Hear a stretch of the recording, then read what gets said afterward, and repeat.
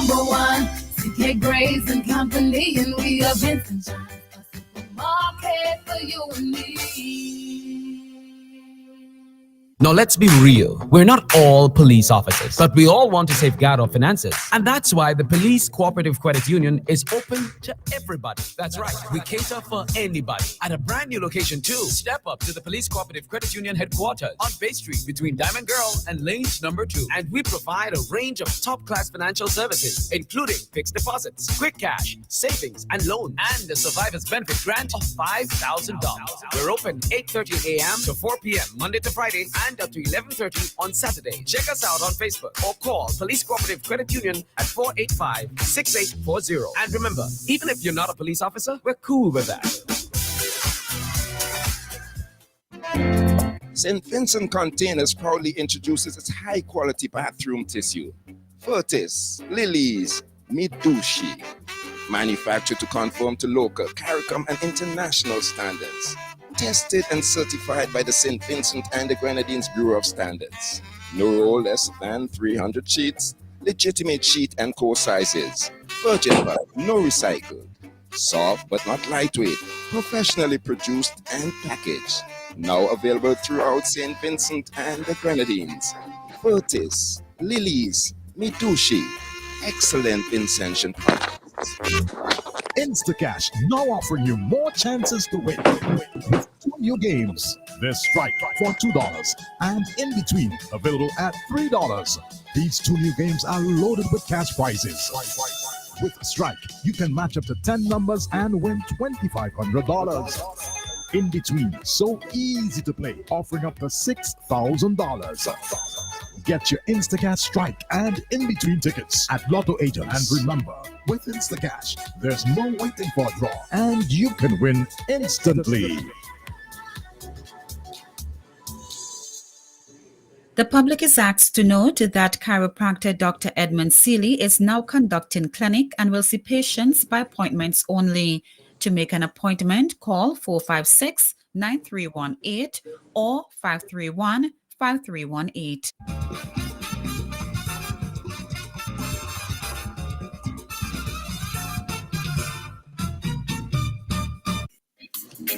Do you have a passion for sport? Then Sports Highlights is a place to be. Share the passion every Sunday and Wednesday, 7 to 9 p.m. Sports from the heart, only on Sports Highlights.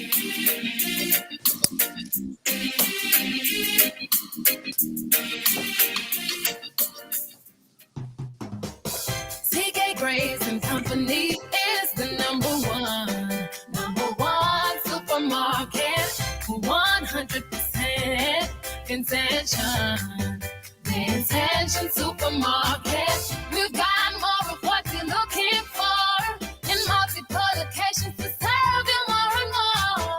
In business now for over 50 years, and you will always say by shopping right here. Oh yes, we're number one. CK Graves and Company, and we are Vincent Johns, a supermarket for you and me. Now let's be real. We're not all police officers, but we all want to safeguard our finances. And that's why the Police Cooperative Credit Union is open to everybody. That's right. We cater for anybody. At a brand new location too. Step up to the Police Cooperative Credit Union headquarters on Bay Street between Diamond Girl and Lanes number 2. And we provide a range of top-class financial services, including fixed deposits, quick cash, savings, and loans, and a survivor's benefit grant of $5,000. We're open 8:30 a.m. to 4 p.m. Monday to Friday, and up to 11:30 on Saturday. Check us out on Facebook or call Police Cooperative Credit Union at 485-6840. And remember, even if you're not a police officer, we're cool with that. St. Vincent Containers proudly introduces its high-quality bathroom tissue. Furtis, Lilies, Midushi. Manufactured to conform to local, CARICOM, and international standards. Tested and certified by the St. Vincent and the Grenadines Bureau of Standards. No roll less than 300 sheets. Legitimate sheet and core sizes. Virgin bulk, no recycled. Soft but not lightweight. Professionally produced and packaged. Now available throughout St. Vincent and the Grenadines. Furtis, Lilies, Midushi. Excellent Vincentian products. Instacash now offering you more chances to win with 2 new games. There's Strike for $2 and In Between available at $3.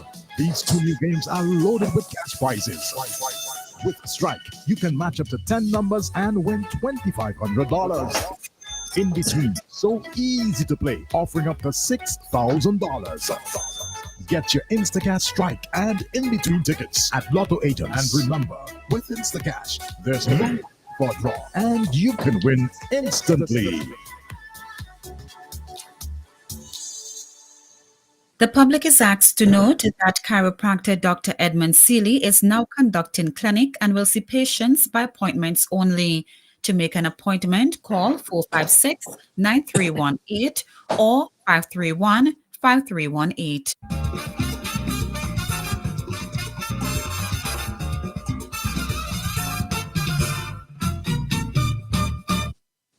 Well, we got sports highlights one more time. You listen to Nice Radio Sports Highlights. Comes to you Wednesdays 7 to 9, Sundays 7 to 9. We bring you information about sports, what's happening on the sports issues out there. And we trust that you would enjoy our program this evening. I just want to say that Independence is gone, and this is Independence Month. We have one more day to go. Today is the 30th, and I just want to look at all the sporting issues around. First of all, I want to start with what happened in St. Vincent and the Grenadines with respect to our sport in issues. Okay, and first of all, I'd like to speak to the issue of basketball in Leyu. They had some 3x3 basketball, as you know, is a short or half-court version of the game, and that took place on Leyu hard court. We have Carlisle, who was at Leyu. He is the one who controlled the things like the PA system for us down there, and he can. I don't want to have two issues with him here. Good evening. Yes, Carlisle. No, I am hearing you. But highly competitive game this afternoon, just in case you hear me. Had a highly competitive game this afternoon. TC Road versus Cashville. The winner was Cashville, 1 goal. Cashville scored 15 minutes in the second half, and then that was a penalty. But like I said, it was a highly competitive game, and there were lots of persons on the Leyu hard court. I mean, the most that I've seen during the week. You know, I even got an interview with the captain. I think his left eye is named the captain left eye for Cashville. You know, but sorry I couldn't bring it to you. We just got here and got the phone charged. I'm not I said, I'm not sure if you're hearing. I'm gonna knock hearing you. So I'm gonna log out and come back. I got the information. If you listen to radio, I hope you listen to radio. You sort yourself out first and before you come back in. So speaking first of all with respect to basketball, not dealing with the football yet. And so definitely, let's see, are you hearing me now this time? Okay, he's not hearing. We have to give Carlisle a hearing aid.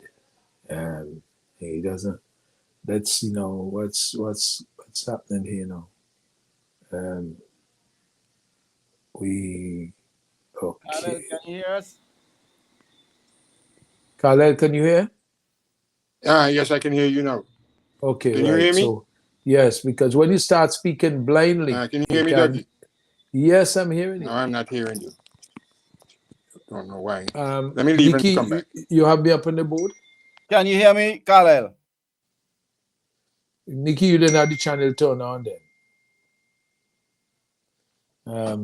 So how over here, Dougie? No, you will hear me. Okay, you will hear me. How you hear me? Because you have a hearing aid. Carlisle doesn't have one. So take off that frame from Carlisle there, because that's not. You go ahead. You go ahead. I'll start it off. Okay. Okay. No, you see the one I just switch off? I switch off that frame because I'm not interested in that frame right now. Okay, so there was a basketball 3x3, and in the basketball 3x3, in Leyu over the weekend, as you know, we brought Rose over the sports news. The thing is that it was nice to see basketball going to Leyu on the Independence weekend, because most things that were happening were basically off. Most things were off, and we didn't want to have that. So I want to show appreciation to Wayne Williams. You know, there's always a stalwart in any organization, and in all of this, we know that that's why you have leaders and you have followers. Sometimes to get things done, it's always somebody have to take the bull by the horn, and Wayne Williams, one of those persons. If you go to Calico, you have Cato, Coach Cato, with the Mavericks, and he always get things done. He has successfully taken the Mavericks team to the USA 2 years on the straight, and which gives the young guys who want to play basketball some hope that they could get to travel and to the States and see and feel a different culture and things like that, which it is not just about playing the game itself, but it's about what perks the game bring, and you actually expand the character of the players and give them something of value. So Wayne Williams, congratulations with you and the Basketball Federation, who took the game to Leyu on Sunday and Monday. And we got all of that. We give all those scores already. Won't give you the scores right now because we give you them already, but it's just to mention that. There is also, we have the sailing club in St. Vincent and the Grenadines. You know, Nikki, you come from the Grenadines and you know a lot about sea and seawater and sailing and so forth. The thing is, people like Captain Steve Oliver started his career sailing dinghy at Canache when they used to have, that's where fishermen's they used to be before and so forth. You had a sailing club. All Halbish, who is a captain and has his own charter services and so forth and whatnot. You'll find a lot of these young guys came out, some young captains came out of that era. And what we have seen over the last weekend in the Caribbean Dinghy Championship organized by the St. Martin Yacht Club, hosted a weekend of racing, which started October 25th, with teams from 9 countries showcasing their tactics and skills. 15 races were completed over 3 days. The conditions over the weekend varied, with a perfect 15-knot winds. They go all the way down to 6 to 7 knots and came back up to 10 to 12 knots. But instructed 46 sailors from Antigua, Barbados, St. Kitts and Nevis, Guadeloupe, Trinidad and Tobago, St. Martin and St. Martin, you know, have Dutch and French side, St. Bart's and St. Vincent and the Grenadines attended. This was the first for St. Vincent and the Grenadines to be represented at such an established sailing regatta. And so that was the dinghy race. They said that the Vinci team had the opportunity to sail with the more experienced sailors and have now come home with valuable insights to put into practice. They are going to continue to train hard on their tactics, mental and physical fitness, so that they can continue to grow and develop into world-class sailors. The Vinci Sailors sailing team is extremely proud of these sailors who are pioneering the way for other young sailors in St. Vincent and the Grenadines. And we are looking forward to supporting them along their sailing journey.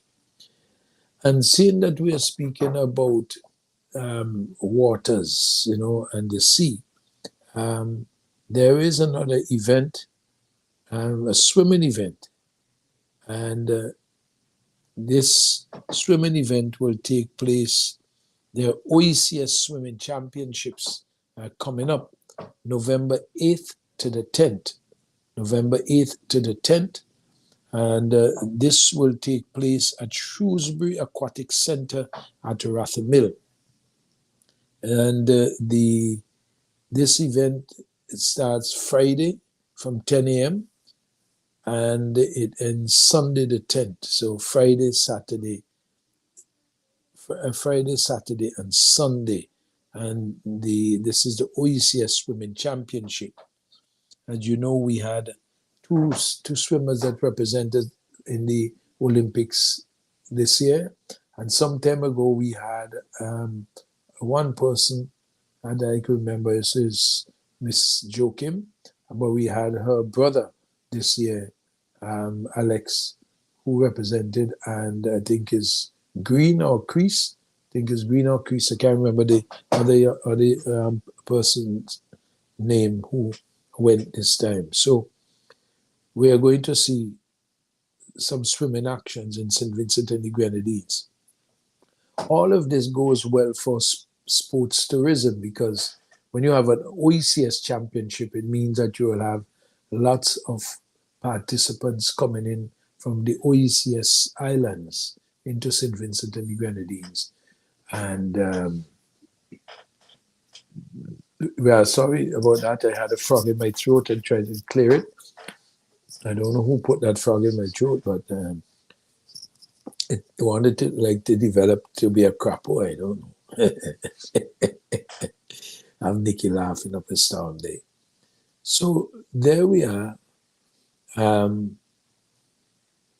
When we have events like these, it allows young people to come and see a different island that they're accustomed to.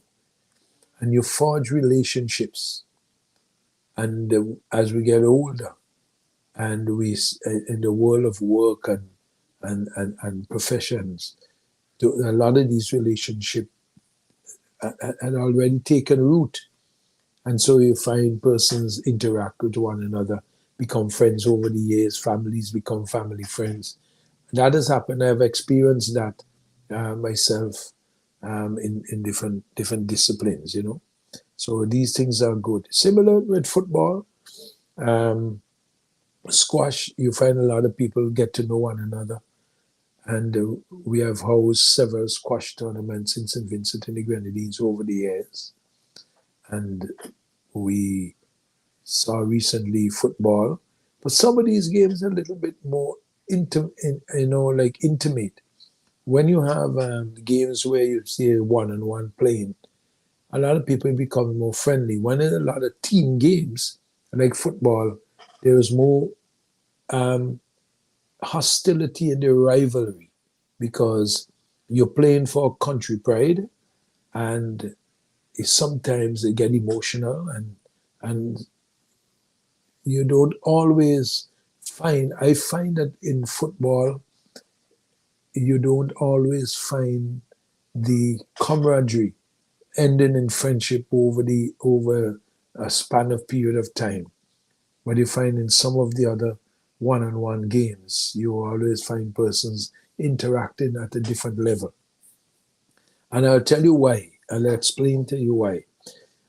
When you have a swimming championship, individual people come with their parents, and then they sit down, they meet one another, and they're introduced to one another, and they would have, during the course of those games, over the weekend, you would find people start making friends. When a football team comes and they play football, they come in maybe the night before, the day before, the team is together, focus on winning and participating in the game, and they don't always get together in this one-on-one relationship. Similar with squash in terms of interpersonal relationship, squashes and tennis and those things allow that to happen easier because you're sitting in a squash court looking at your teammates playing, and you're sitting next to your opponents, and you get closer to each other. Those things are important for the development of the region and also of the person themselves and the character. So that's a little introduction to what we're saying. Now, I don't know if we don't do motorbike racing in St. Vincent, like we have Formula car racing, like we have car racing. We have motorbike exhibition, basically. So a lot of bikers come in for the Independence weekend. I think we had over 400 bikes that came in for the weekend from St. Lucia and Barbados. I don't know if any from Grenada came, but I know people come from all over the place. Maybe up to as much as 600 bikes. And that is also good for tourism, you know, and because biking is a sport. But we don't see it and we don't embrace it the same way as we do football, netball, tennis, cricket, okay? But it is because why? There's no official like walking organized competition for the bikes, but there are a lot of exhibition rides that take place and people doing the wheelie. And the only discomfort that I have with the bikers situation is that every year somebody get killed. Why? Because they go on the public road instead of like the Arnottsville, the test strip that they probably be riding and doing their stunts on and things like that. You have this problem where it almost becomes a nuisance on the road and scary for a lot of drivers, because I've seen a lady one time at Castle Hill fell in the gutter, put her car in the gutter because when the bikes came and they roll across her and come very close to her, she got so scared she fell in the gutter just before Richardson was going up. By damaged her car very badly because she got scared. So these are things that sometimes needs to be dealt with from the Bikers Association, if that's what they call it, the Bikers Club, and the police when they enter into the country. I believe a briefing should be done by the police. There needs to be a briefing done by the police in terms of what is the expected conduct and what you could do and what they cannot do. Look, right here in Florida, where I am right now, especially in South Florida, on Martin Luther King Day, and Martin Luther King's Day, there's a bikers problem. There are tremendous amount of bikers. Someday you have hundreds of bikers getting arrested because of they doing foolishness and carrying on with things that is just a nuisance. So you would find here now the police start preparing early and warning bikers not to. And then then you have the bad boy syndrome where some of these people who are not really bikers but using the biking situation to commit crime. And that poses a challenge to the city. Similarly, in St. Vincent and the Grenadines, I don't think, never heard any of the bikers involved in any crime, except for the nuisance factor, where they do a lot of crazy things on the road. I saw a post on social media saw 3 persons lying on the ground with a crash.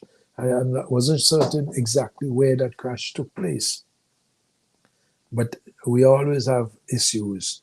But it is a sport, and it is biking is a big motorcycle racing is a big thing all over the world. They have the cycling Grand Prix. Just like we have pedal bike sport, and you have the bicycle sport.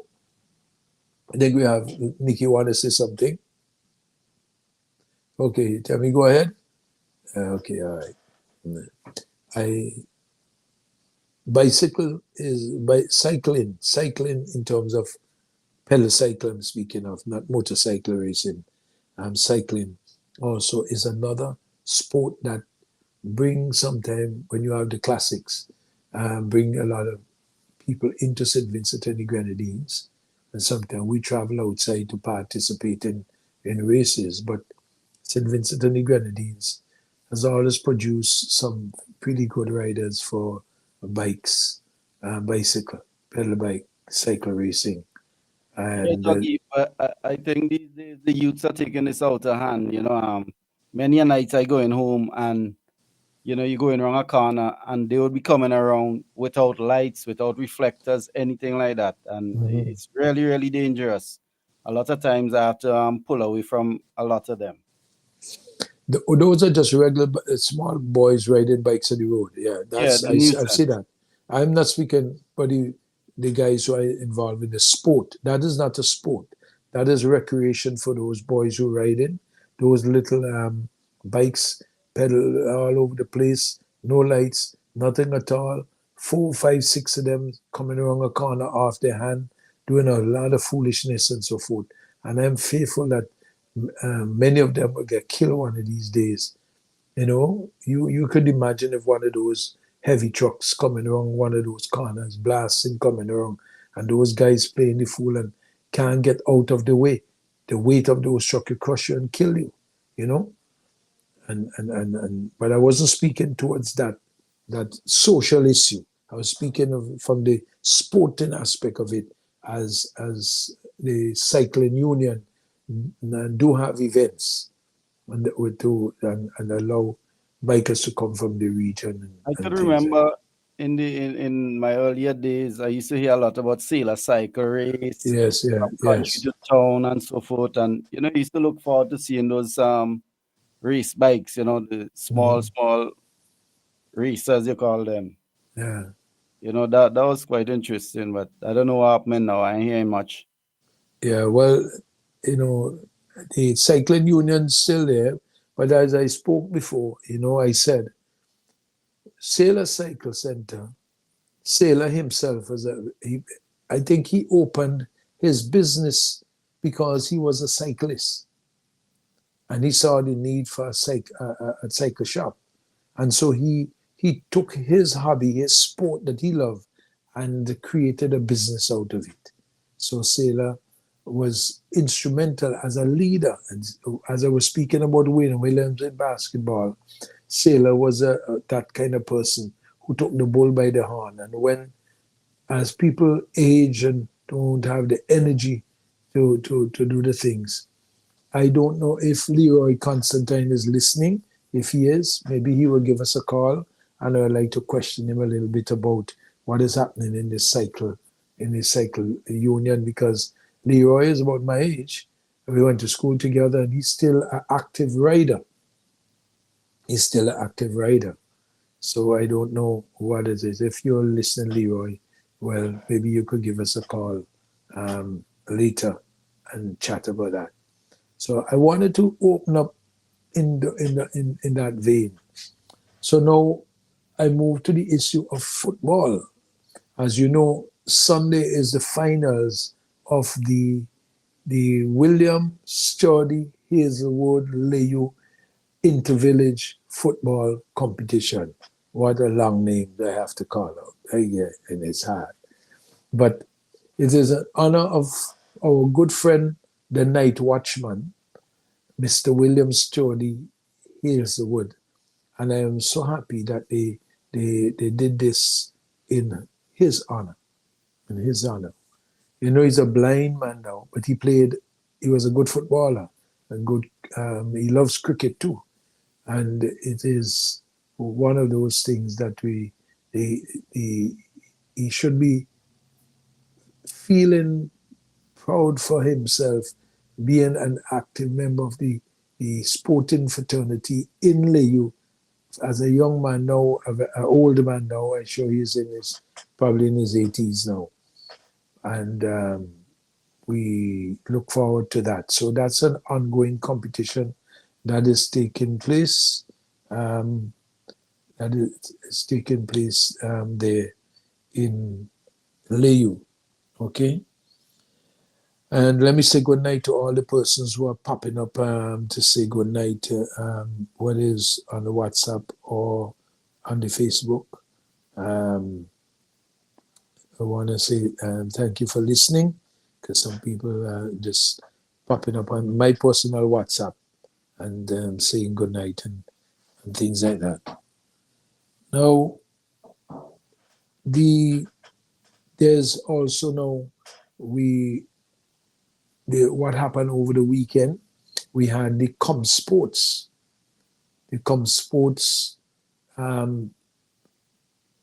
Independence Invitational Football Competition that took place at the Sports facility over there in Arnesville, opposite Seoul. As we know, Jono is the mastermind behind that. And I think in the knockout finals, I think System 3 was 4 and Blossom 0 in the knockout finals. But I'm looking for the other information, which disappeared off my But Jono has been running the Arnesville Football League for a while now. After Avesco abandoned that, Avesco is Arnesville Sports and Cultural Organization. And so that competition took place at the facility there at Arnesville, where Jono has his own grounds. But it is a small goal competition, because it's not a full-size ground. Not a full-size ground. Okay? Not a full-size ground. And so they scale it to fit. They scale it to fit. Now, when it comes to cricket now, that has been happening in St. Vincent and Grenadines.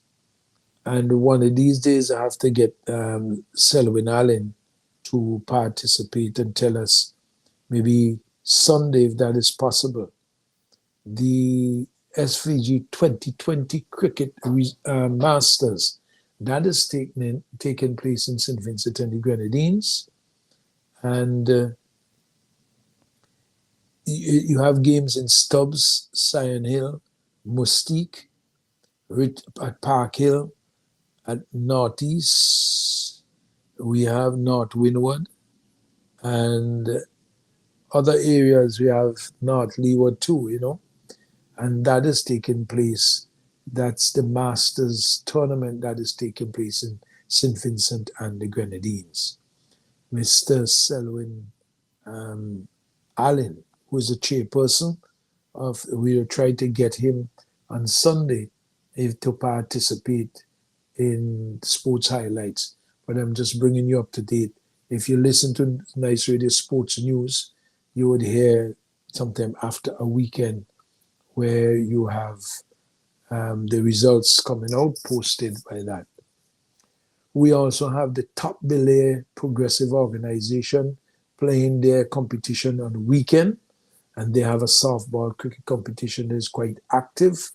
That's happening up there in Belair, Daphne area. And they had a football competition some time ago, earlier this year. Nikki, you were there, you brought the finals. And they have the cricket competition that takes place on Saturdays and Sunday. Saturday is in the afternoon Saturday, and Sunday it starts 10 o'clock, 10 a.m. on Sunday, where they have 3 games instead of 2 games. Now also, we have the inter-school. We have the inter-school competitions that are taking place. Those inter-school were in netball and in netball and in football. So those 2 competitions are taking place. So you would hear sometimes lots of results that we bring, because we know it's important for the parents to hear the school that the children go to participate in, and we do thank the what do you call it, the Department of Sports. If there's I was told there's not actually an official thing called the Department of Sports, but it comes from them, and we thank the person. I'm looking for the person's name here now, who would normally post these things to us and give us the information, and we want to thank them for sending us those information when the games are played. Okay? When the games are played. We would like to see more of these school things. We had this problem where Georgetown, they had an altercation, and we spoke about the issue of security, because when the children go to school and they go to play a game, they are still in the care. They are still in the care. Yeah, the person who deals with posting the results of these things for Top Belay, is Beverly Glasgow. So Beverly, I know you may be listening sometime. I want to acknowledge you. I want to thank you very much for sending us the information from Top Belay, so that we always have it after the weekend when the games are played. Okay? I want to thank you very much, Beverly. All right. So those are some of the things that I want to share with you all there tonight and there. So I'm going to see if I can get Carlisle, if he is available. I'm not sparingly. Carlisle, you are there? Yeah. Okay. Yeah, you're far away. So I actually I want you to just give us a little bit of synopsis of what happened on the basketball 3x3 over the Independence weekend in the Well, it was eventually it turned out to be very successful. The first day was not very encouraging at all, because all the activities were in Kingstown. But on the second day, especially when the sun went down, it actually was discovered that once the lights go on in the Leyu hard court, a lot of people would come around, and Okay. it was quite a good crowd, quite a good crowd at the Leyu hard court for the basketball, and I can see it developing. There were several teams there competing and playing professional basketball.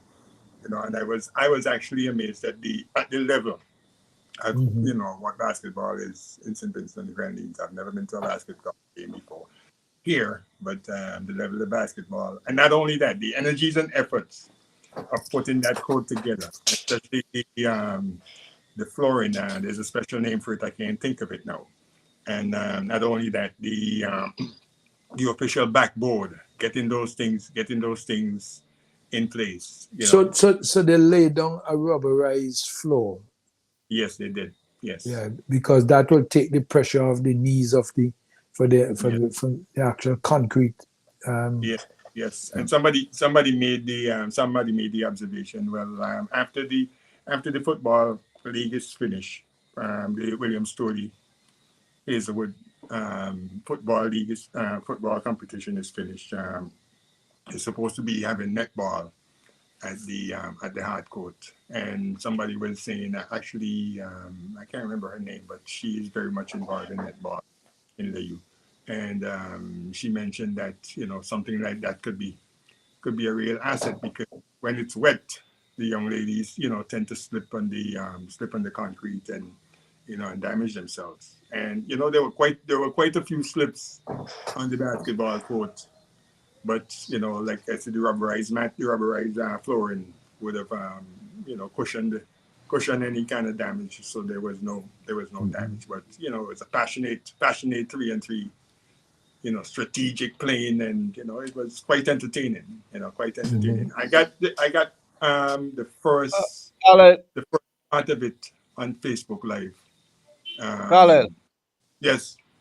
did that affect the bouncing of the ball in any way?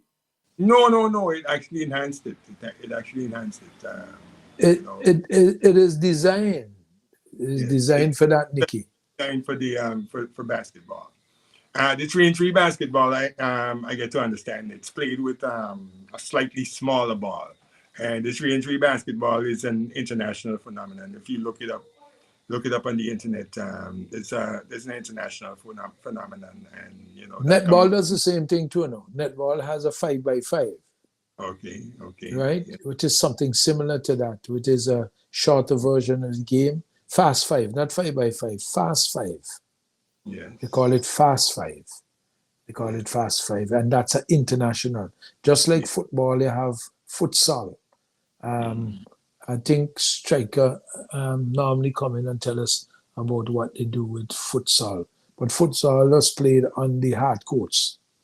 It's a small net, like a small goal, and it's played. It's a like international, movement into that, get people interested in the. I know you were giving us the score with the football. I have the official from Mr. Jackson, Wade Jackson. Okay. He said, Cashville defeated Tisha Road 1-0. Myron Samuel was the lone goal scorer. So that's just a piece of information. Since we just speak a little bit about Leyu. Now, if you look at high school hard court, they have a permanent rubberized flooring where netball and volleyball, and so I don't know who put it there, if it's the volleyball association, if it's the basketball, but it's volleyball that I do see being played at the high school hard court. And it is the high school hard court actually started out to be a tennis court. I used to play tennis there on Saturday mornings. It was a multi-purpose hard court. Yes. It was a multi-purpose hard court. Just that much people don't play tennis there because you have the triangle, the little court on the other side. And so netball and volleyball and other people take over the court, As a matter of fact, on Calypso 10, I think we did have the Days of Black Sun doing on tour. We did have an event right in that hard court. It was a Sunday evening, I think, or Saturday evening. They did a thing there. So we need to bring back matters like that, so we can. Well, that's sport, that's music, that's entertainment. We are speaking sports now. Forget about that. Let's don't go down there. We'll go down there. I didn't open up Pandora's box of that. So, all right. Pandora's basket. Yeah, we're speaking about sports now. So those are the things that are happening locally right now. I'm not certain when the Football Federation is going to start their club championship. That I don't have any information. If someone from the Football Federation are listening, maybe they could WhatsApp us, they could call, they could tell us what is happening with respect to the nations, not the Nations League only, the Club Championship. Nation Leagues is the CONCACAF competition that we care about. So that bring me up to date, unless somebody has any other information on any local games that are happening.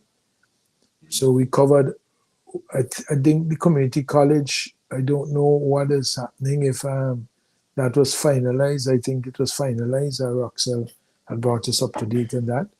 We have the secondary and primary school competitions that are going on, netball and football. We don't have any schools cricket competition that we know about. Maybe if Gunny and them know about that, they can let us know. But we know that they have the Top Belay Progressive Organization softball competition. We have the Masters T20 competition that is taking place, ongoing. We've been bringing results of that. And we have the Leo football that is taking place. And don't know anything else that is happening right now. So I'd like to move on. A bit now with respect to Cricket West Indies have announced a 15-member squad to oppose England in their 3-match ODI, right? Series. The squad is Shai Hope, captain, Joel Andrew, Casey Carty, Ruston Chase, Matthew Ford, Alzari Joseph, Shimron Hetmeyer, Shama Joseph, Evan Lewis, Brandon King, Gudakesh Moti, Shafeen Rutherford, Jaden Seals, Romario Shepard, and Hayden Walsh. The first match goes off tomorrow in Antigua. The second also game would be in Antigua, and on Saturday and on the 3rd will be the 6th of November in Barbados. So that's the squad that they give you for the ODI games against England. Let me just deal with it, stay regional for the time being. Leeward Islands Hurricane defeated West Indies Academy by 142 runs. Leeward Islands Hurricane 236 off 44 overs. Graves 111 not out and Adams 26. Blades 3 for 49. Bishop 2 for 31. West Indies Academy 94 off 27.5 overs. Bolden 30, Cardwell 3 for 22, and Durham 3 for 34. The Barbados Pride defeated Jamaica Scorpions by 61 runs. Barbados Pride 260 for 8 or 50 overs. Boucher 73, Mascasi 63, Mayors 41, Minley 3 for 43. Royal 2 for 43, Barnes 2 for 46. Jamaica Scorpions 199 off 35, Smith 45, Warwican 4 for 25, Drake's 3 for 34. The lone game for tomorrow will be CCC versus Guyana, Harpying Eagles at the St. Augustine grounds. I'm looking for any other more regional stuff. Nope, that's what we have for regional stuff. Let's go further afield. Let me just say the time is 7:47. We're almost coming up to the halfway mark. We have South Africa continued their dominance over Bangladesh. At the end of day 2, South Africa 577 for 6 declared. The Zoswi 177, Stubbs 106, Mulder 105 not out, and Bedingham 68 not out. Tajul Islam 5498, Bangladesh 3844, and Rabada 248. Let's take it down a notch. We're going to go into football now. Those are cricket that we brought to you. And in the results, well, I don't want Patrick Hahn to come in here and tell me anything that his team beat up my team in England over the weekend. You had to keep his mouth quiet.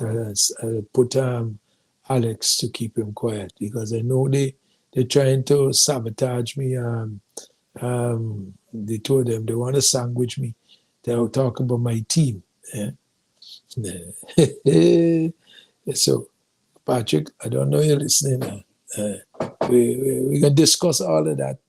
What's happening with the football?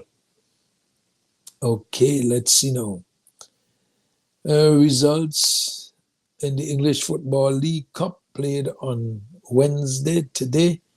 Brighton 2, Liverpool 3, Aston Villa 2. Results of matches played in the English Football League Cup. Brighton 2, Liverpool 3, Aston Villa 1, Crystal Palace 2. And where's Man United 5, Leicester 2. So Man United bounced back there. Newcastle United 2, Chelsea 0, Preston 0, Arsenal 3. In women's football friendlies results, Wolves 4, Thailand 0, Costa Rica 0, Panama 2. It's okay. So we have also results in matches of the English Football League Cup on Brighton. We gave you that already. Okay, yes, but we didn't give you Tottenham.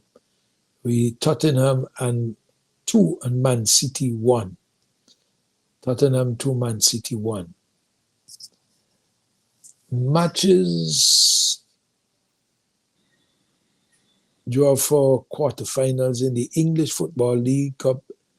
You would have Tottenham coming up against Manchester United, Aston Villa versus Crystal Palace, Newcastle United versus Brentford, and Southampton versus Liverpool. The ties are to be played on the 16th of December. So that's a roundup of sporting activities as we got it. And so I just want to say some interesting things are going to take place in the football world. I believe you're going to see some upsets. One of the things that I wanted to raise, though, but before we do that, I will ask Nikki for a commercial break and then we come right back. You're listening to Sports Highlights on Nice Radio. Do you have a passion for sport? Then Sports Highlights is a place to be. Share the passion every Sunday and Wednesday, 7 to 9 p.m. Sports from the heart, only on Sports Highlights.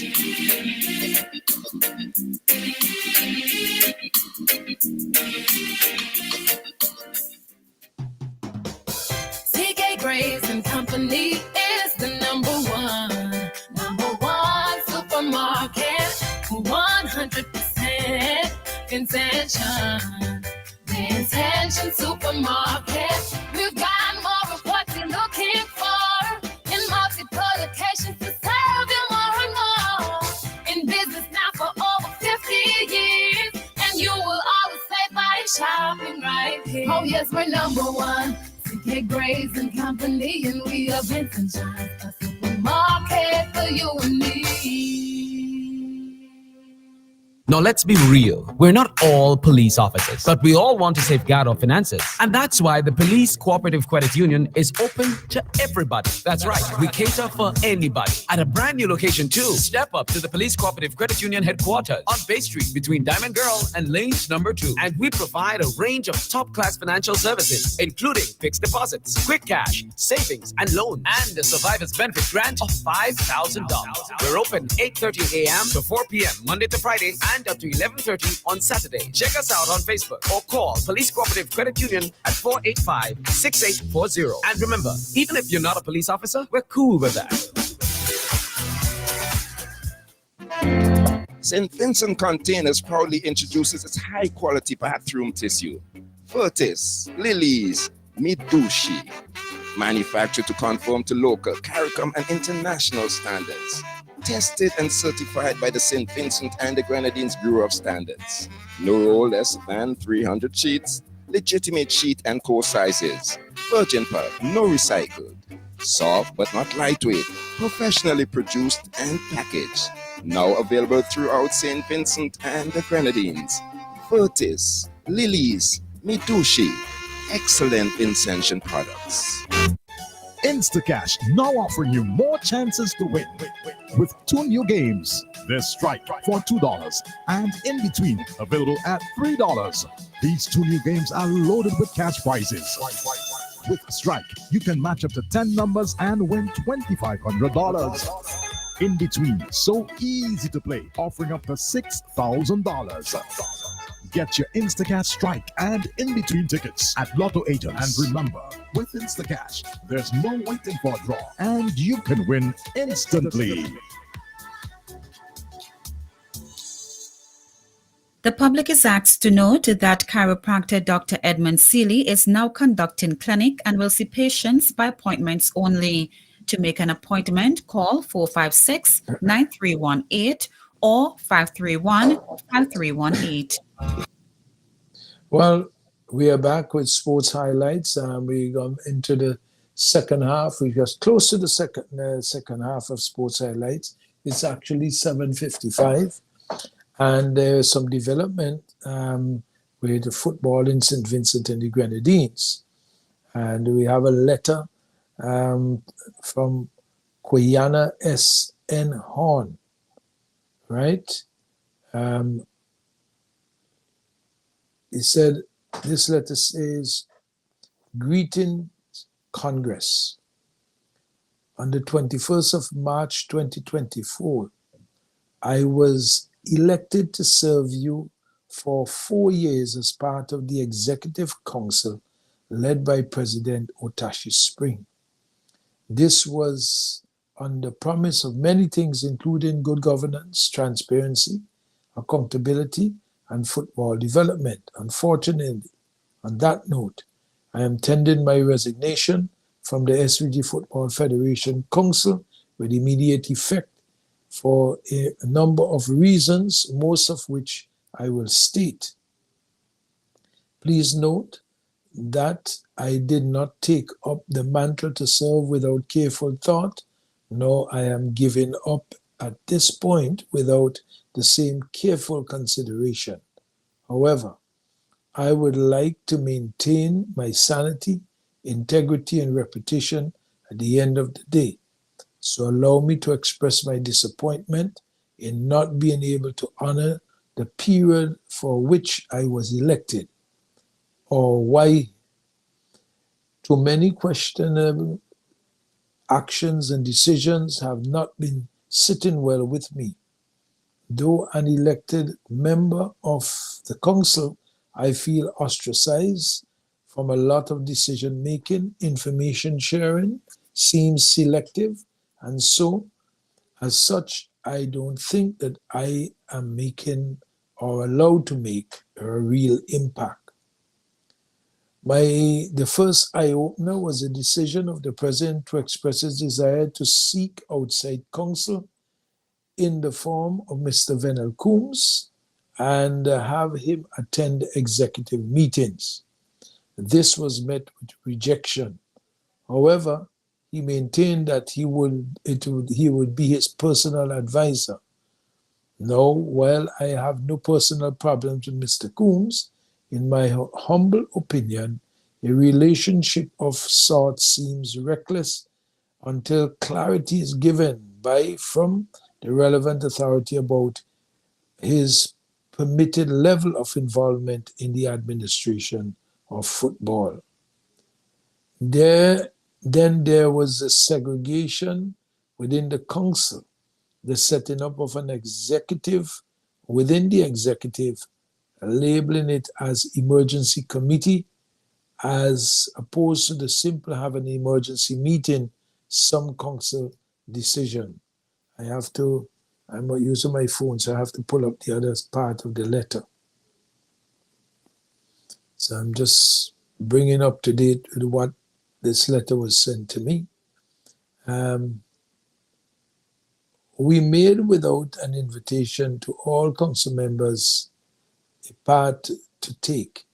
My objection to this was futile, and it made to seem conscientious with the addition of the fifth council member. Even that itself is another issue. The misrepresentation of the discussions held and agreements made at meetings are written as council minutes, statements without context, and padding of overhead discussion comprise these legal documents, not to mention a proclamation passed as decisions made.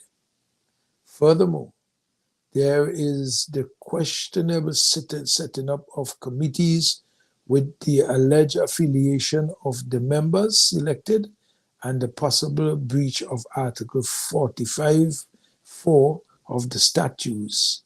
The increased number of members on some of the committees increases the finances allocated to cover this administration aspect of the organization. Then committees are activated without terms of reference and mandates. Now, one may expect council members to know the financial status of the organization, but secrecy seems to be the order of the real powers that be. To date, only one monthly financial report has been shared with the entire executive council, yet extraordinary meetings are called to make decisions with great financial implications. Meetings which are called without adequate notice and any objection of timing is simply noted as an excuse absence from the meeting. There seems to be no coordination for meeting times, but a dictatorship as to when that will happen. Communications is the icing on top of the cake. Internally, there seems to be a rationing of information on a needs-to-know basis. In attempts to question these things so I could have clarity and understanding. Too many of the things asked were left without answers or given partial responses. Information is received after the fact or from alternative sources. Thank you for the many grapevines out there. The lack of trust felt, but it goes both ways. Hence, I wish the Executive Council the best and will continue to lend my support and knowledge to football where and when I can. Regards, Koyana Horn. So that's a letter sent to the football affiliates about the resignation of Mr. Horn, who was an elected member. That is Miss Horn. That's sorry. Koyana. Yeah, Koyana. Sorry about that. I apologize, Miss Horn. I apologize. Let me put it this way. When it comes to sports administration, you will always have persons who will never always see eye to eye with an executive. I have not studied the constitution of the Football Federation. As a matter of, I haven't studied it.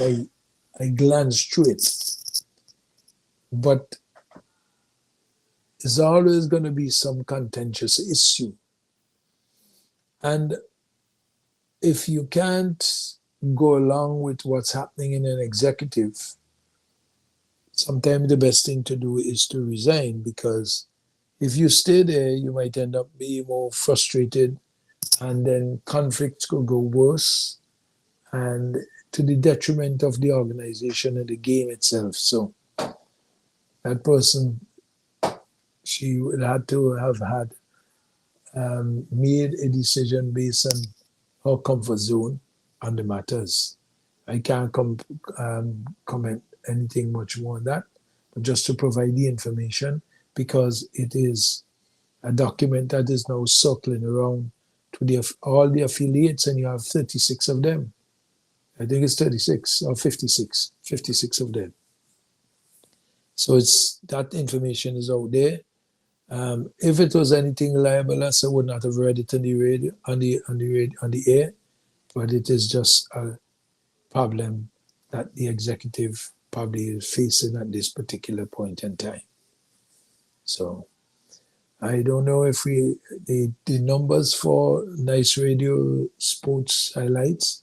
The WhatsApp is 498-3802, 498-3802, and the regular phone number is 456-5967, 456-5967. You can call us if you want. And I haven't seen Alex.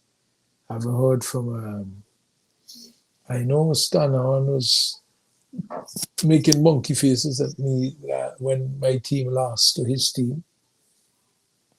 I know that, and you can't deny that.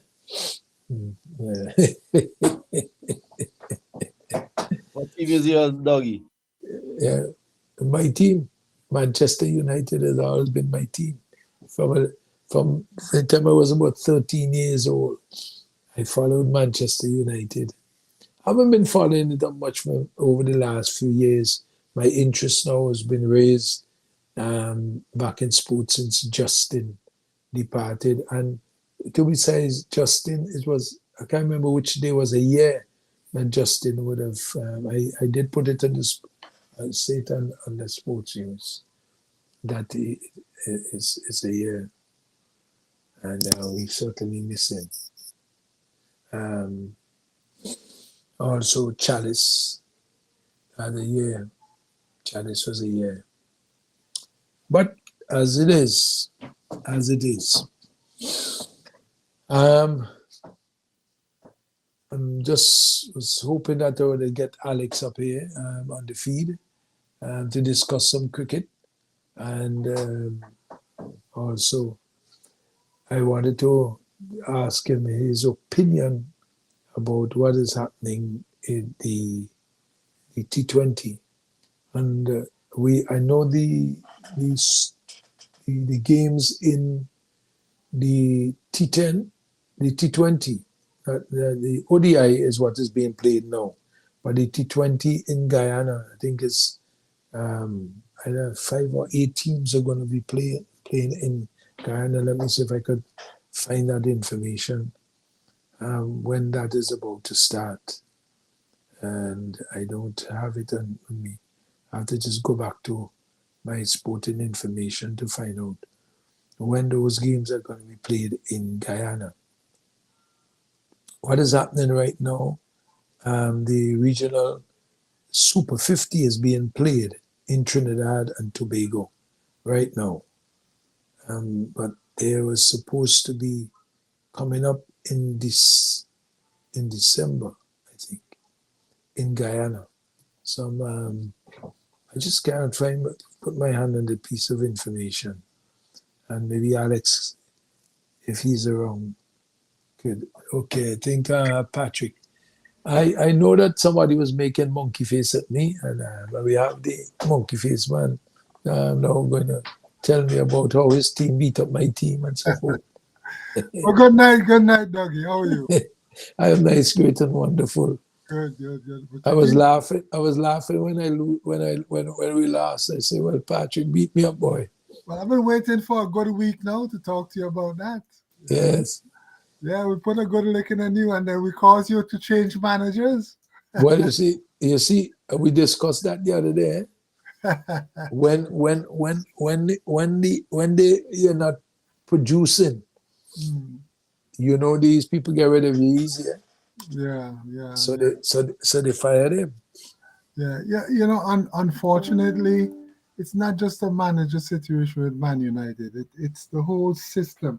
You know, I think one of the things that we have to understand too is these English teams, they have a department that's not just the academy, but they have a scouting department that recommend players to the team, and then you have the coach who has, you know, players that he wants to bring in, and a lot of times the scouting department has to do their job. They recommend players that the coach really doesn't want, you know, and that happens a lot. In Manchester United case, when Ferguson was in charge, Manchester was on top. They had so much money. They had a bad habit of buying players just to weaken the other team. And they've been doing that for quite a while. They wind up just overloading in different positions. It became detrimental. Became detrimental? No. Ferguson's not there. In fact, talking about Ferguson, they just didn't release his contract. They didn't renew his contract. He has like a £3 million contract, something like that, as a board member. And they didn't renew that contract. So he's just another fan. He's not part of the board anymore. But what he used to do is he used to just buy players just to weaken the other team and put them on the side.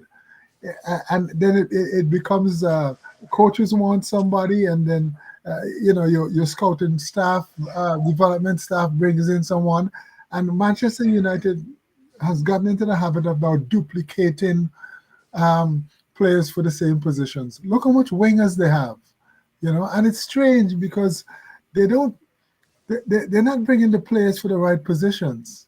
When was the last time Manchester United had a good number 9 player, a good center forward? No, they didn't have that at all. A long time. Well, actually, Ruud van Nistelrooy, who's coaching them now, he might have been their last very good center forward they've had. You know, so they bring in a lot of wingers. The central defense is still poor, and their number 9 up top is still poor, and they don't have a good schemer. They don't have a good number 10. They think that the Portuguese guy is a good number 10, but you know, he's not really. If you compare him to Paul Pogba is the guy who'll pick up the ball deep and he'll send you a pass and put it right on your laces. They have nobody to do that. You know, so the team is it's a mess. It's a mess, and you know, the players they have there are just not up to standard. They'll win for a little while and they'll lose again. So the whole, since Ferguson's gone, the whole trend of they're bringing players because someone is English and he's doing well in Europe. Like they brought in Sancho. Sancho was doing well in Germany, but because he's an English player and he was rated highly, they went to get him. They didn't need Sancho. They had so many other wingers. So now Sancho's gone. And he went back and played for the German club and did much better for the German club than he's ever done for Man United. So they're lost. They're totally lost. It's a similar situation when our boy Jesse Lingard was not being played and he went to what's the club? West Ham. My club. I did well. And he was doing so good. He scored 2 goals in his first game, right? And he keeps scoring, and then they call him back. And then wasted him. They didn't play much when they called him back. No, and then wasted him. But the mistake he made was West Ham wanted him. But he should have stayed with West Ham. He should have stayed with West Ham. That's what he should have done. He would have been still on the national team because he would have been doing well. But, you know, some of these young guys, United will pay a bit more money, and United is a glamorous team, so you want to see you play with United. But sometimes the agents lead these guys in the wrong way, because see, the bigger the contract, the bigger the take for the agent, the bigger the percentage for the agent. So agents always force guys to the big clubs.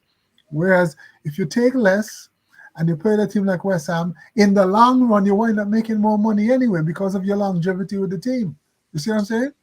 But you Manchester United must be feel a little bit relieved that they beat up Leicester 5-2. Well, that's in that league. Those teams are not that strong. But did they win today or not? 5-2. Okay. Well, 5-2. You gotta win. You gotta win in the Premiership. That's where the competition is. Yeah, I know, but you see, when you're not winning, regardless to where you are, once you play a game and you're doing well, it gives some kind of boost to the fellas' morale, you know. Yeah. They've made bad mistakes on players, so it's not all the coach. And again, coaches don't win games. Players win games. I don't care how good your coach is. Players gotta be what is your prediction with Man City though? Because they, as you know, been a powerhouse, still a powerhouse. They've not been doing as expected. Well, I think when the biggest problem I see is when coaches and players go up against Man City, they're in awe of them. You can't do that. You cannot do that. But if you plan properly, if you work hard, if you push up and you pressure these guys high, a lot of times their defense give up the ball. But people sit back and they don't try to really challenge them. They don't try to go at them because they're afraid of being exposed, and then these guys will come at you. It is true. They have the better players. They have the highly technical players. But Dougie, sometimes the team with the best players doesn't always win. That's true. It doesn't always win. The best team that plays a team win. Exactly. Team and the right strategy and the right mentality. Any team that goes after Man City can beat them. Any team in the Premiership. But they don't do that. They're very cautious when they come up against Man City. I admit that they got the best striker in the world right now. But he could be neutralized too. You just have to know it. So they don't go after Man City. They allow them to play. And that's what happens. But any team that goes after them can beat them. It's the only thing that matters is what you do in that 90 minutes. If you do what you got to do, again, you remind players that sometimes the best team doesn't always win. It's just who plays well on that day with the right strategy, with the right approach. Anytime you back off, you're sending the wrong psychological message to a team. And then, they come at you and then you're dead. And that's been the biggest problem with Man City. Biggest problem. But I don't particularly rate Pep Guardiola for personal reasons, for different reasons, But he's done well. He's done well in England. England wants him to coach them. I guess into the next World Cup. So we'll see how that works out. Because this is the last year. Last year he's on his last year of the contract with Man City. Which team is Alex's team? Alex I think Alex is a Arsenal or Chelsea. Alex. Arsenal or Chelsea. Don't get my fun. He's a gunner. Of course, you're on the table, man. You're number 14. Who me? Highway? You're number 14 in the table, man. Dougie got a read. I'm number 3. I'm still number 3 or number 4. Number 3. Dougie, I'm talking about. They're trying to crush me. They're trying to crush me, but we like the Phoenix. Don't worry about me and my number 14. I get there. I ain't have the kind of money that you and Dougie have to spend on players, But you see, Dougie's been up there for so long. Now we have him down. We want to beat him down. Keep him there. Yeah, that's too long. We're going up here, man this and man that, man this, man that. Everyone wants their man, you man. Well, we have you down. We got licks, not my licks. Keep you down there. Well, when a man get enough licks, you put him against the wall, he come back biting, he tear you up. It's gonna take you 10 years. Don't worry. By the time you get enough flex in 10 years, I don't even follow the game anymore. Right now, you're taking legs like West Indies. Exactly. Don't. Mighty, but speak about the West Indies, Dougie. Yes, sir. I mean, speaking about the West Indies, you tell them guys that the game tomorrow starts at 2 p.m., 2 in the afternoon. It's 2 p.m. Okay. Yes, in the night game. I didn't give the time. I just say it's tomorrow. I know, yeah, because so some people wouldn't know. Yeah, it's a day night game. And Friday is Independence in Antigua. Mm-hmm. So the Saturday game starts at 9:30 in the morning. Okay, all right. Okay, that's a big game. 9:30 in the morning on Saturday. And then they move to Barbados for the third game. Yeah, Barbados for the third game. 1 and 2 2020s, and then St. Lucia for the last 3 2020s. The other Barbados 2020 or at 3 o'clock. Okay.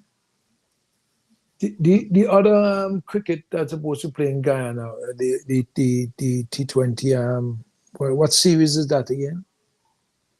That's the South America World Championship. We have only Guyana Amazons and 4 teams from away. It starts November 28th, and it runs until December 9th.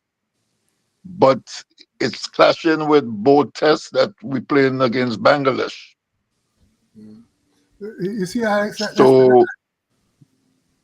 Okay.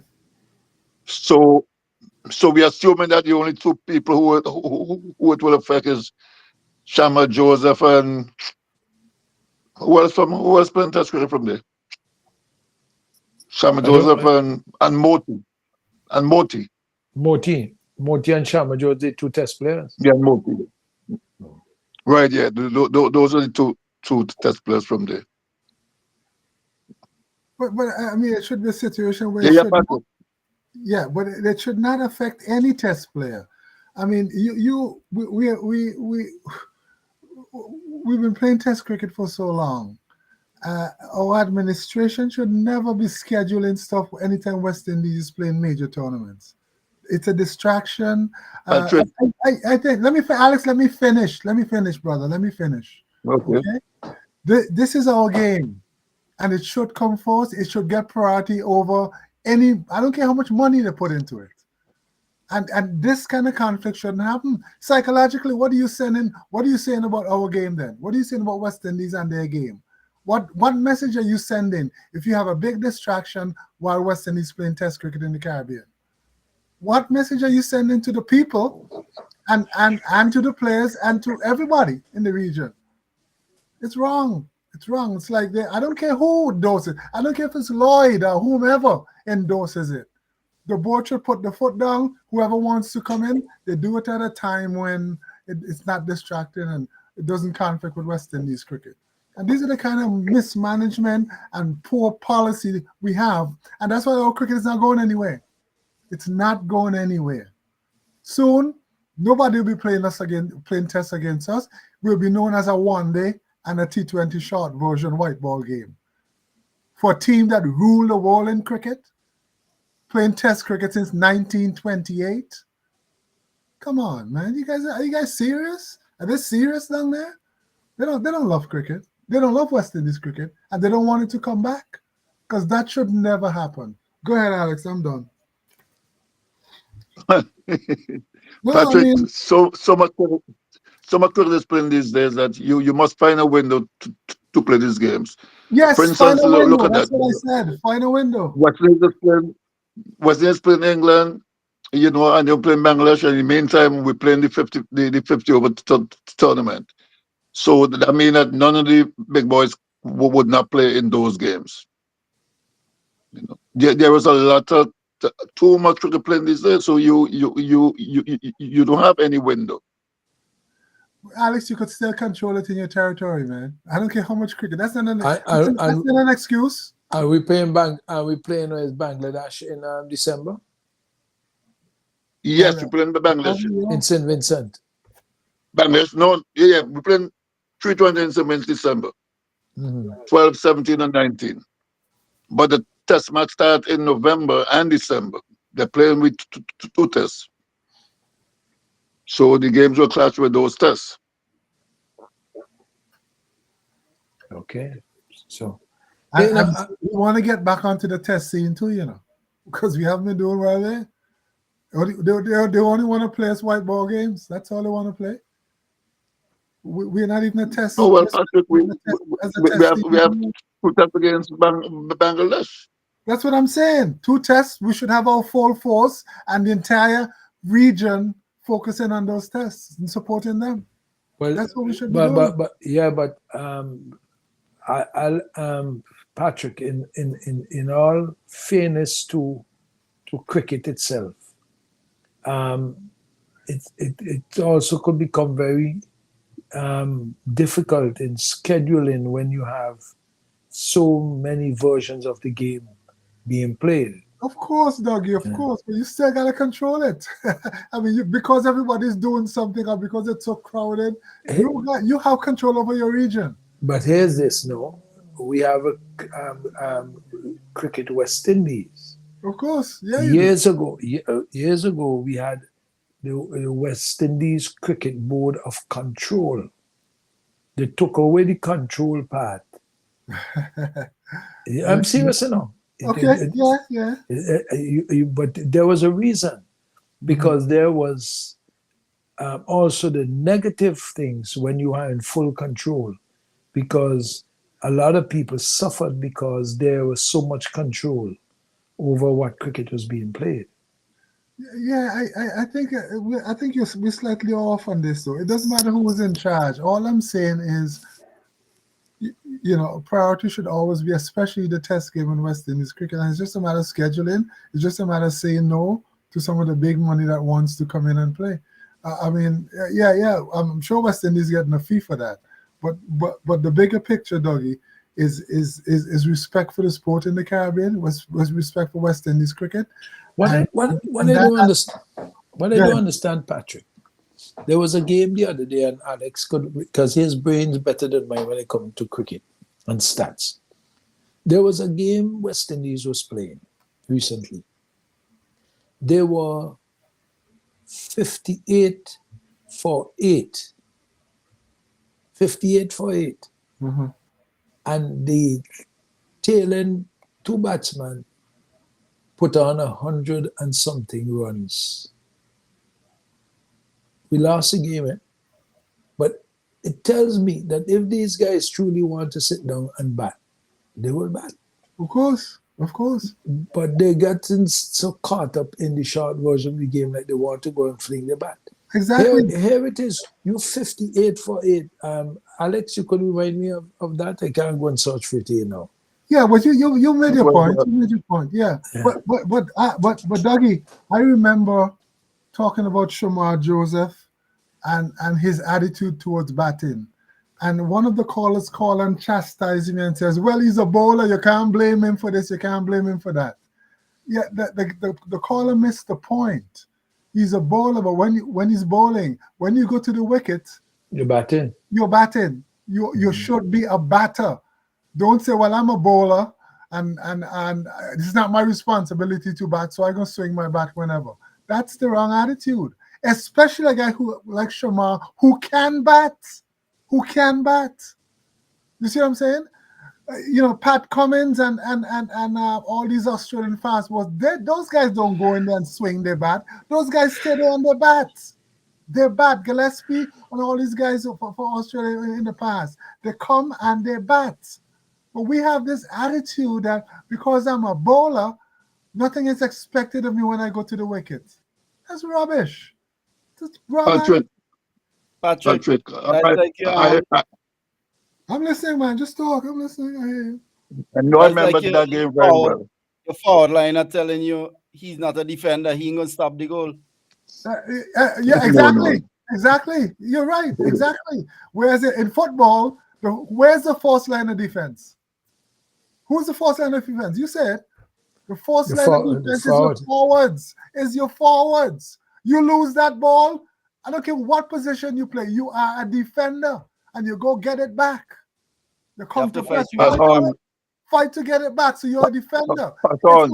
Alex, it's all in the teeth, in the coaching, and the attitude and the mentality. I'm telling you, I remember that game very well. That was a first test. That was the first test in Australia. When I'm talking about Shamar, Shamar, you talking about? Yes. Shamar, Shamar, and Shamar was the last man batting. Okay. Yeah. But when you say that Josh should make 100 and Shamar should make 50, Cummins and Taxton was bowling so fast at Shamar. Shamar got hit all over the place. Shamar even got his full matchup in the game. He was actually injured batting. Right. Like, how you expect him to really stamp him back with all that pace? I mean, you have to understand everybody face pace. If the frontliners have that attitude, everybody face pace. So what do you expect? Patrick, he was hurt. He was hurt. Of course, he was hurt. But I'm talking. You talking about one instance. I'm talking about in general. How we coach and how we encourage our bowlers when they go to the wicket.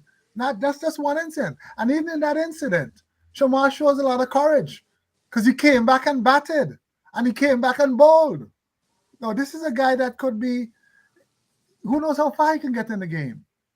They're not playing him, and with his attitude, he should be encouraged to try to stay at the wicket and bat. But I remember exactly what you're saying. He should have gone on to make a century, and Joshua should have made a century. Shamar should have made his 50. And that's another thing. Any batsman, you at the wicket and you hit 30, the mentality should be, I got to get to 50. That should be the mentality. That was paced like fire. The man was hot. He had lick all over the place. Okay, Alex. So I get that. Okay, well, who knows if he had resisted or tried to resist, who knows what he could have done. A lot of people get paced like fire. And they get them paced like fire because they figure that the bowlers have a tendency to not want to bat. And maybe that's why. But all I'm saying is, Alex, all I'm saying is in general, forget about Shamar. In general, they need to spend more time in the nets. When they go to bat, Patrick, look at the game yesterday. Right, yesterday. A win was against Guyana Happy Eagles. Chasing down 277. Win was 58 for 5. And those guys stand up and bat. And Dylan Douglas from St. Vincent, who play in the VPL. He made 90 and then he out. And he last week put on 32 with 9 wickets fall. And Winward's run the game down. Winward's won the game. Bowlers have to bowl, batsmen have to bat. When you're out, you're out. Nobody doesn't want to out. Okay, so Winward's the tail enders won the game for Winward's, correct? The lower yes. Right. So all I'm asking is that should happen automatically across the board, regardless of what level you're playing, whether test, whatever. That's all I'm saying, because it could be done. But if you have batsmen and bowlers have to bowl too. Of course they have to bowl. I know they have to bowl, right. But they also got to. So what should they do when they go to the wicket then? Is that the right attitude? Well, I'm a bowler. I have no responsibility in trying to, No. Once the bowlers have the bowl, I'm talking about the next team have bowlers. Of course they have bowlers. Yeah, right. So they're not going to throw on the Alex. They're not going to throw on the hand to you. They're not throwing on the hand to you. No, Alex, let me tell you something. You could overcome anything with the right attitude and preparation. If they have the right attitude when they go to the wicket and they prepare themselves, they'll be more successful. Guys have proven it. Holden did it in England. Colin Croft did it in Antigua with somebody. We have a lot Andy Roberts did it too. Andy Roberts, they've all done it in different times. If you do it once or twice, it shows that it can be done. It's just a matter of preparation, practice, and the right mentality.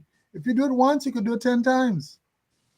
It just irks me when, especially when you have bowlers, the boy can bowl, the boy can bat. He is the best of all the bowlers. This boy is the best batter we have. So why not take him and encourage him? Patrick, one thing you do about cricket is that every bowler loves to bat. Really? But they have to show every bowler loves to bat. They have to show it when they come to the wicket, because I don't see it in some of them. Every bowler loves to let me bat. ask you this. How many people, you know what position Sagafi Sobers used to bat when he came into the team, and what his job was? I think he was bat number 7. His job was a bowler. Exactly. His job was a bowler, and he came in at number 7 as a slow bowler. Let's know what happened to this man. Tell me, what happened to this man? What did he eventually become? Batting at number 7 as a bowler. Look what happened to Sagafi. When Sobers came in, he had the right mentality, Alex. But his team was very, very strong. Yeah, but that's not it. But yeah, fine. But look, individually, look where the man wound up. He bowled slow, he bowled medium, and a little bit better than medium fast. He fielded well, and the man became a great batsman. I still have the 1960 test here. You know, with Gary Sobers dissecting the Australian field in that same tight test. The Aussies switched along, and Sobers put the ball somewhere else. Collar up and all, batting like crazy. And this was a number 7 batsman. Nobody expected him to be the greatest all-arounder ever. It's all in the mind, it's all in attitude. But somebody was saying you don't need coaches. This is where you need coaches, because sometimes players come into the game and they don't know a lot of things about themselves. Yeah, but a coach could see something in him. No, I think, Patrick, what the issue about coaching, I think you're misrepresenting a bit there what was said. Not really. I heard what was said. Yeah, no, it was. I'm just saying that's an additional advantage to being a coach. Yes, but the issue was that there were like too many coaches, and there may be. I've listened to this argument already. I was listening to an English program some time ago, and the same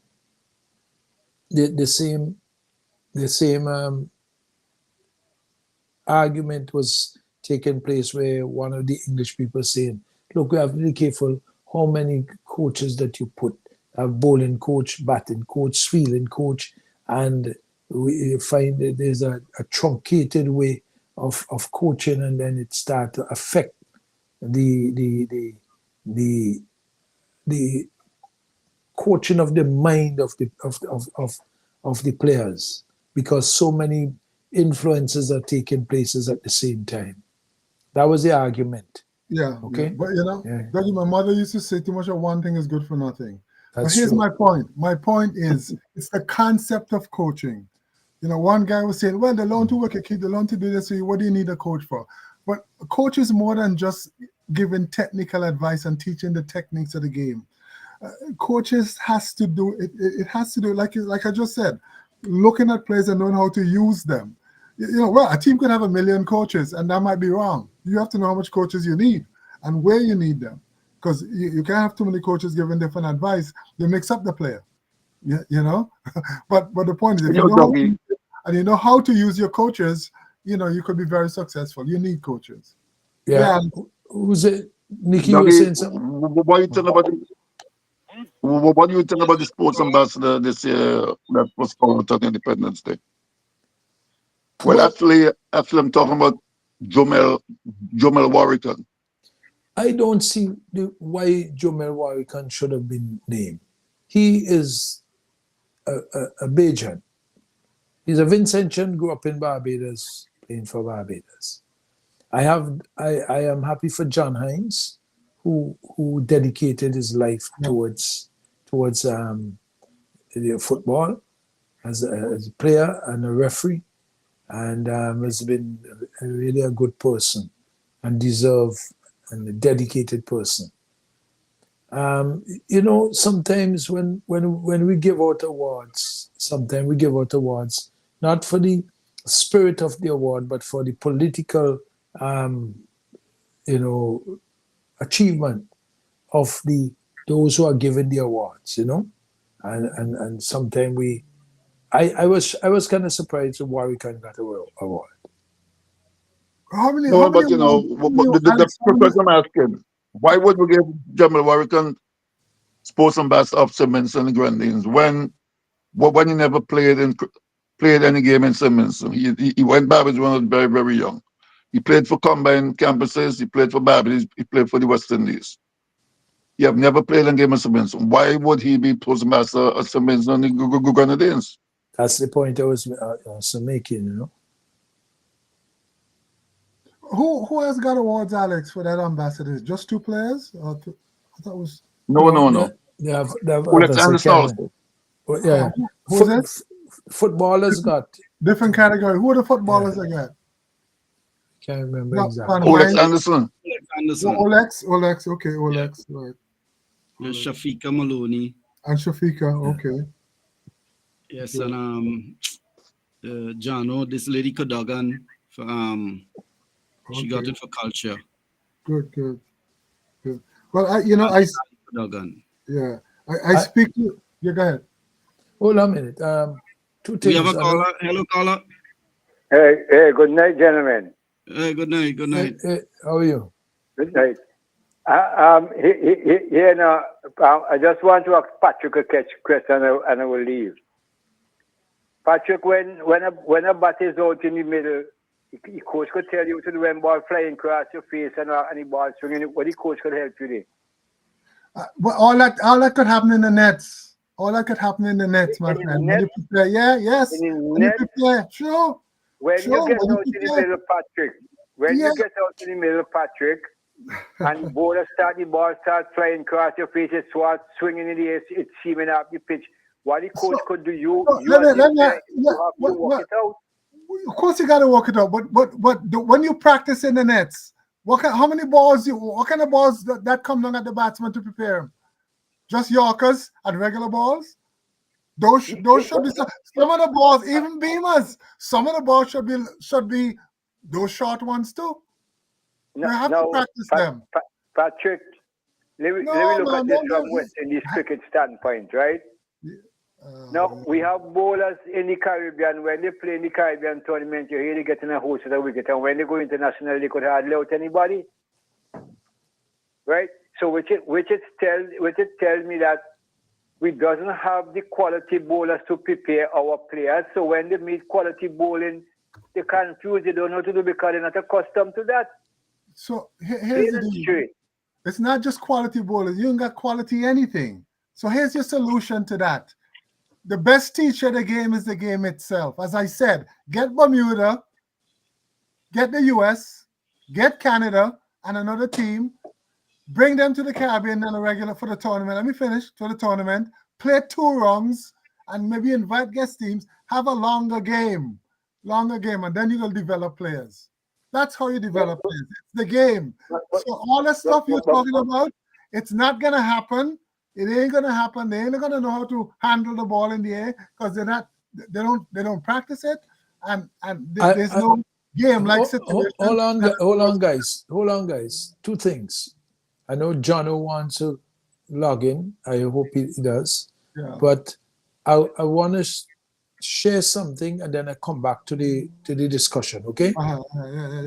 It says empowering students, athletes in St. Vincent and the Grenadines. Are you a student athlete with big dreams of combining sports and education? Learn how the US opportunities can help you achieve success both on and off the field. Parents, coaches, and administrators, this event is for you too. So Monday the 25th of November, location the St. Vincent and the Grenadines Community College Lecture Theatres 1, 2, and 3. Coaches, counselors, and sports administrators, 9:30 a.m. To 11:30 a.m. student, athletes, and parents session. And 4:30 p.m. to 6:30 p.m. register by November 15th. And there is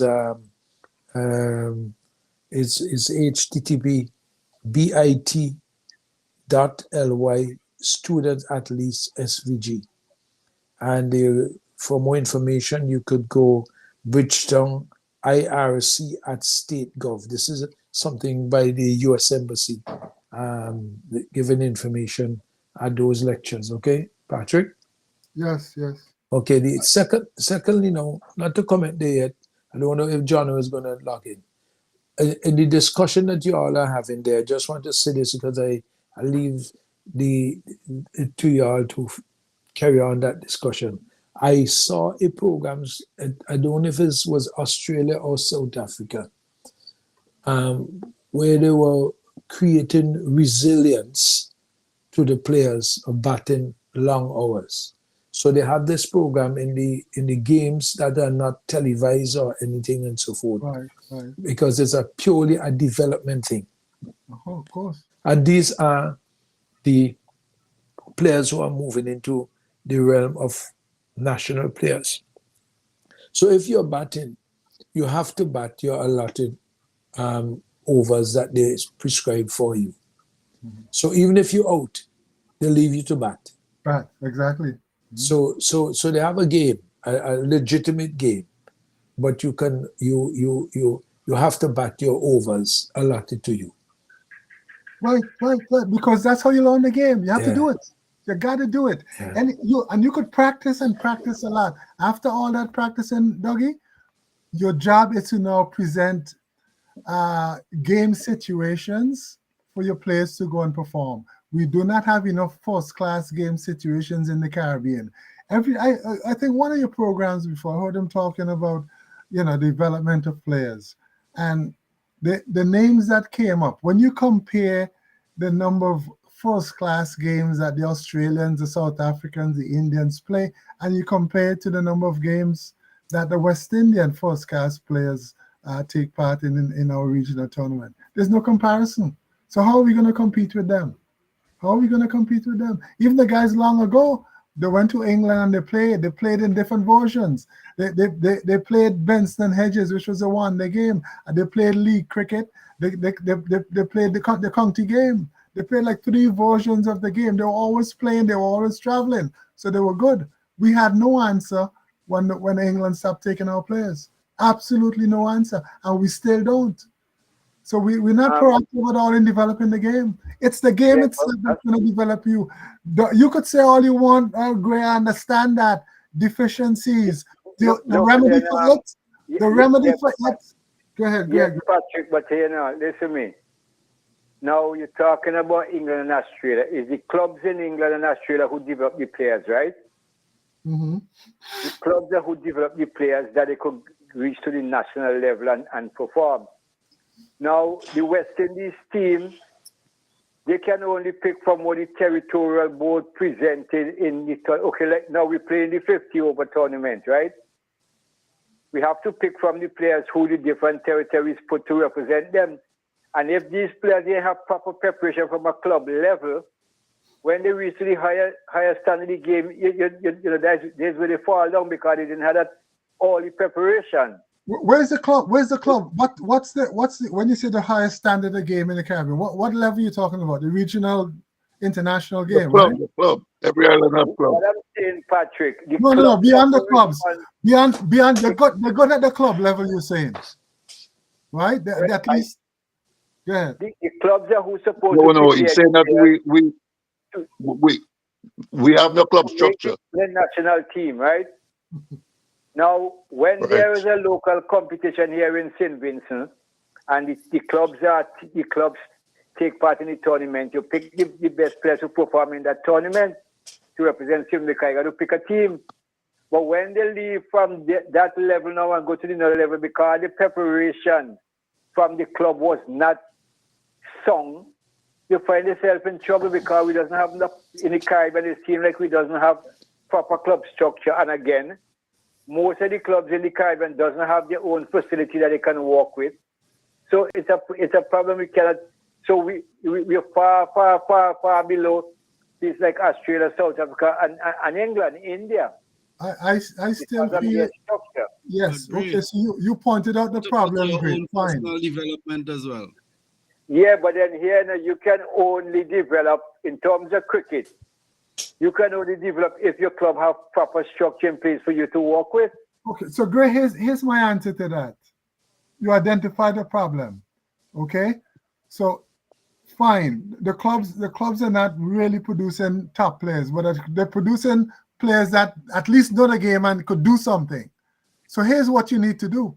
On the international, on the regional level, that's where you create more opportunities for them. So the club not producing good players, but you still only have what 6 first-class games to play for them to play. So this is my Patrick. That's what I'm saying, Alex. That's my point. Go ahead.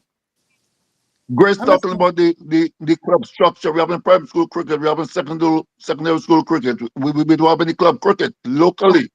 So that's happening in Mount Island. So that's our fault. Who we gonna blame for that? That's our fault. And that's what we're losing. But that's what Grace is speaking about. That is the point I'm making, Patrick. That is the point I'm making to you. That because we does in the different territories in the Caribbean, we does not have that sort of club structure that develops we don't from all stage, right? And then whenever the territory have to present a team for regional competition, they pick from what they have. And then when they perform here, because when you look at it carefully, we having problem with batting spin. But we say we have spin balls in the Caribbean. When they play in the tournament, they don't really spin the ball, they push it through. Because they don't want the local players to hit with the ball. So then when our players now go and meet a player that train the ball in the air and doing things now, it's like they lost because they're not accustomed to that in the Caribbean. And you must look at it carefully when the West Indies is playing the local tournament. The spinners don't spin the ball, they push to the ball, So then, because they're pushing them through, it doesn't give the players time to use their feet to get them because the bowler like medium pacers, they're not spinning the ball. So great. Here's the problem. Okay, let's admit that we just don't have it on the local club level, right? Which is our fault. Most islands. Oh, most islands, fine. Here's what I say now. Here's the solution. It's not the ideal solution. You want to be able to do that kind of development on the club level. Okay, so you don't have it on the club level. You get some average players in the regional game, right? My point is, the most you could do now, if you're the board, take those average players, give them more regional games. At least they'll improve better than what we're doing now. That's all. If the West Indies is in control of that and the clubs can do it, whatever the clubs give you, have 2-3 rounds of regional cricket, and at least they'll improve. At least they're at the highest level where they are there, and they'll come through. At least that's a solution. But we're not even doing that. Patrick, I remember in the early days, we used to play home and away cricket. Exactly. It is not, that is not anymore. But whose fault is I'm saying? It's the management of the game. No, it all belongs to finance in the Caribbean, Patrick, because fare gone so high, move players from island to island, it's creating a problem. Great. Things change. Things ain't getting easier, get better. You have to be ready to make those changes, and we're not. You have to be ready. That's what it is. Stop making excuses. Everything takes money. Everything takes money, Gray. Everything. We know that. I want to interject here. To go find the money somewhere. Could I interject here now? You have. If you're running the cricket, let me just one more last thought, Donny. If you're running the cricket, you follow the trends and you do what you have to do to keep up. Well, Patrick, put some money in the cricket West Indies and sponsor tournaments. Cricket is an international sport. If they work hard enough, they can get sponsors. Listen to me. Come on now. Let me get involved. Get involved now. So we know what the problems are. Exactly. And we have to find a solution. But you see, the solution has to be foundational. The solution cannot be, you can't be a grave digger. You can't solve the problem from the top. It has to come from the bottom. As alluded to where Alex was speaking about school cricket. Now here it is.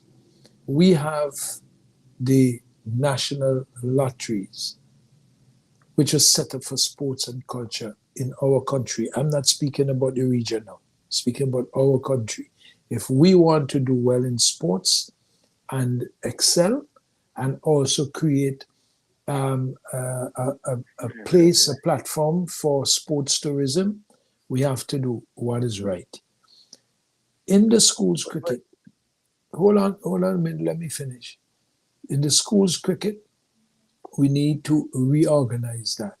We need to appoint ex-players who have gone to coaching, do some coaching to start in the primary school, to have structured primary school cricket, not ad hoc, just to throw in something to say, well, they're doing something for sports. It must be meaningful. Similarly, and that progression has to intensify when you get to secondary level, and you see the guys are just about leaving school, so they go through the secondary school in an organized, understand structure.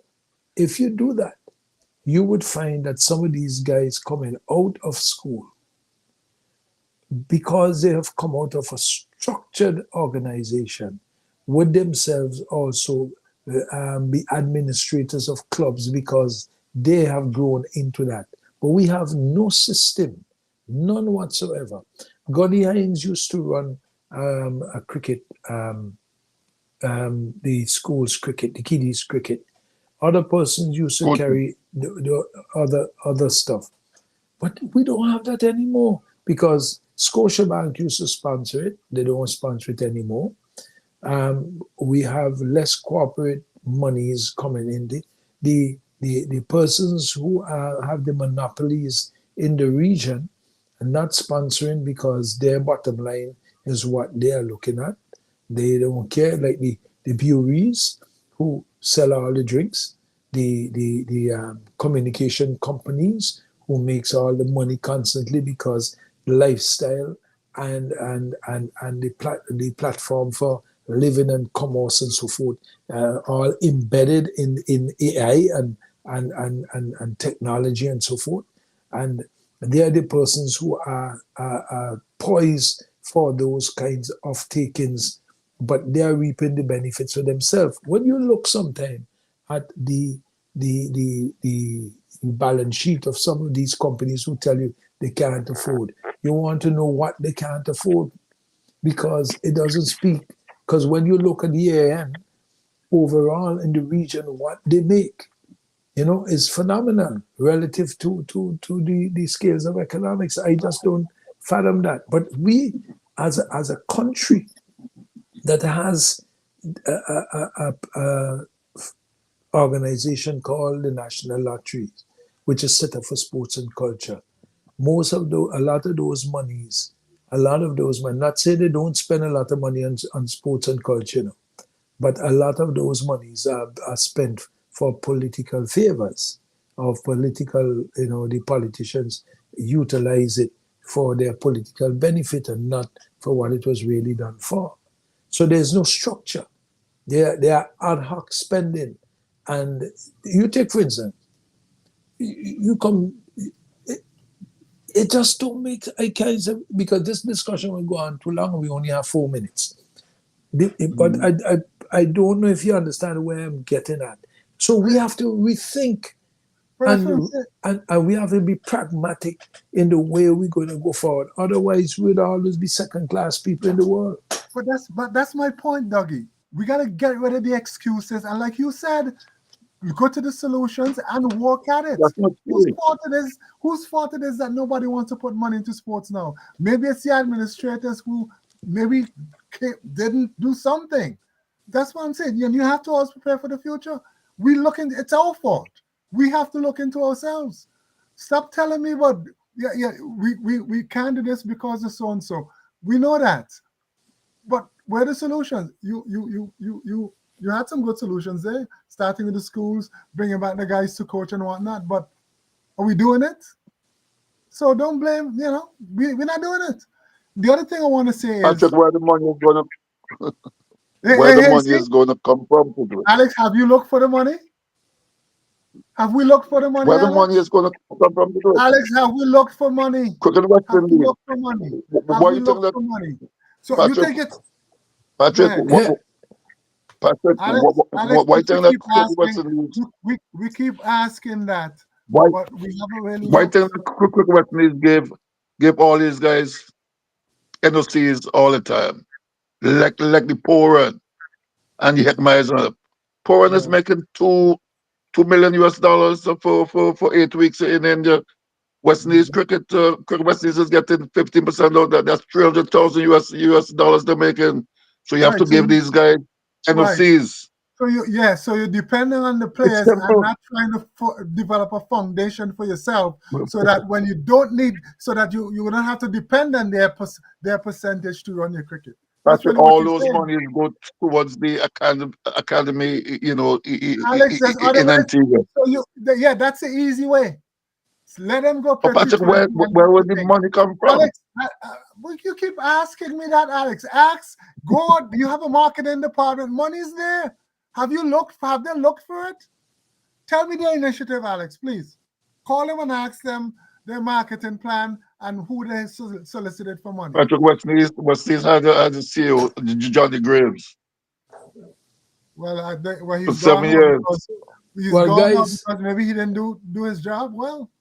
Guys, we're just about the end of the program here. Now we'll continue this one here, but I believe that we could find a solution, but the political will to find a solution is not there. That's what I'm saying. For instance, we can find $50 million all of a sudden to put up lights to glorify a political outcome.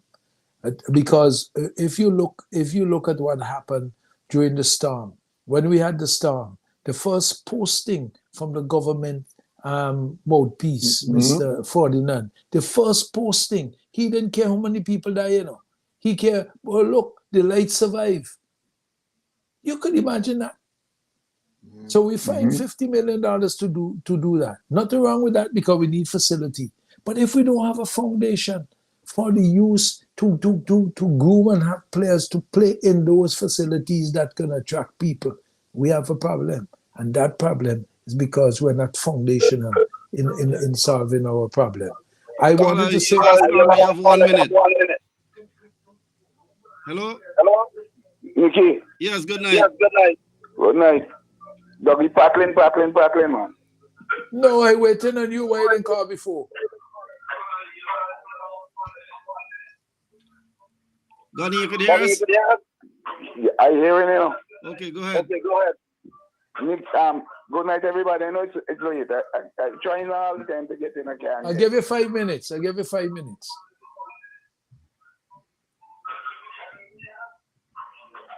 trying, and I can't get in. I'll leave it for Sunday night. Go ahead. No. Go ahead. I'll give you the time. Nicky, tell him he's not hearing me. Gani, go ahead. You have 5 minutes. Yeah, good night, everybody. You know, time limited, eh? Go ahead. Tell him I give him the time. Gani, you got 5 minutes. Go ahead. Yeah, listen. A lot of things have been speaking tonight, but some realities we are not facing.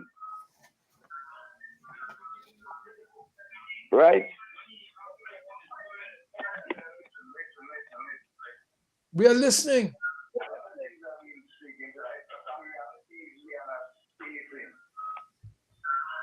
Gani, you need to listen to the phone and not the radio. Listen, man, listen. I listen to me.